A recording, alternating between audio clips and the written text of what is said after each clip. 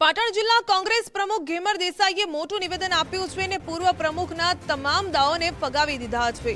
પાટણ જિલ્લા કોંગ્રેસના પ્રમુખ છે ઘેમર દેસાઈને તેમણે જે નિવેદન આપ્યું છે ને જે પૂર્વ કોંગ્રેસ પ્રમુખ હતા એમના આક્ષેપોનું ખંડન કર્યું છે। તમામ આરોપોને પાયા વિહોણા ગણાવ્યા છે। ઉત્તર ગુજરાતના પ્રમુખો સંસદની ભવનની મુલાકાતે ગયા હતા।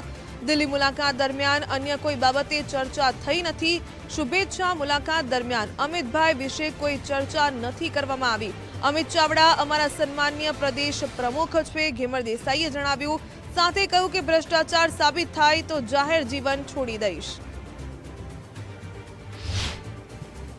સૌ ઉત્તર ગુજરાતના જિલ્લા પ્રમુખો, ધારાસભ્યો અને પૂર્વ પ્રમુખશ્રીઓ દિલ્હી ખાતે સંસદ ભવનની મુલાકાતે ગયેલા અને આ મુલાકાત દરમિયાન અમારા રાષ્ટ્રીય નેતૃત્વની પણ શુભેચ્છા મુલાકાત કરી।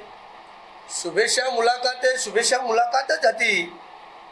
ત્યાં અમિતભાઈની કે કોઈ પણ આવી કોઈ ચર્ચા થઈ નથી। એટલે જે કોઈ વાતો કરી હોય એ પૂર્વ પ્રમુખે પાયા વિહોણી છે।